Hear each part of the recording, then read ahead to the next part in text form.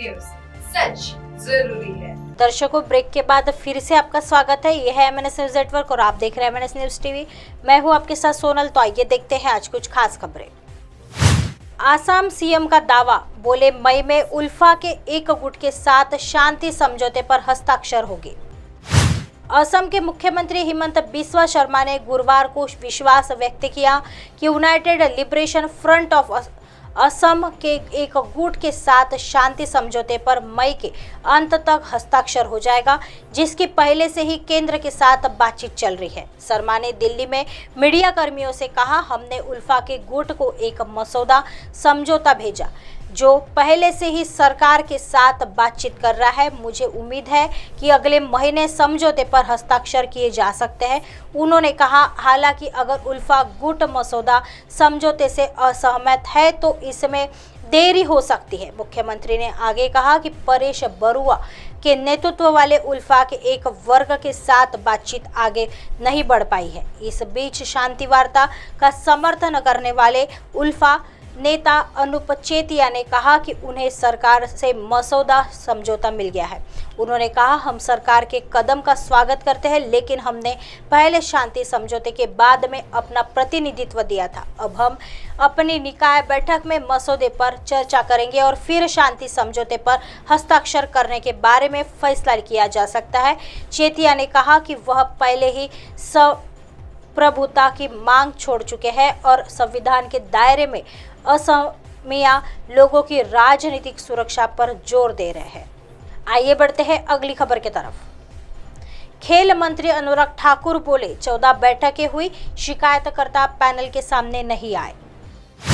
केंद्रीय खेल मंत्री अनुराग ठाकुर ने गुरुवार को नई दिल्ली में जंतर मंतर पर प्रदर्शन कर रहे पहलवानों द्वारा भारतीय कुश्ती महासंघ के मामलों में सरकार द्वारा निष्क्रियता के दावों को खारिज कर दिया। मंत्री ने कहा कि सरकार ने भारतीय ओलंपिक संघ को एक निगरानी समिति गठित करने के लिए कहा और अब आईओए से तदर्थ समिति गठित करने और 45 दिनों के भीतर स्वतंत्र और निष्पक्ष चुनाव करने का अनुरोध करके उसके द्वारा प्रस्तुत रिपोर्ट में प्रमुख निष्कर्षों के आधार पर कार्रवाई कर रही है।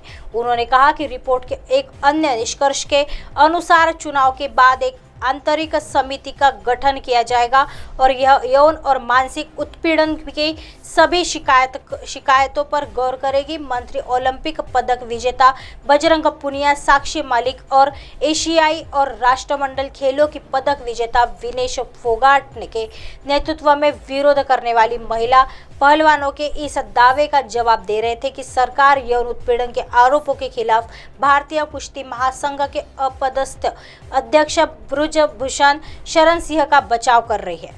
आइए बढ़ते हैं अगली खबर की तरफ। हिंदू मुसलमान को लड़वाने आ रहे हैं बागेश्वर धाम, सरकार पर बोले लालू के लाल।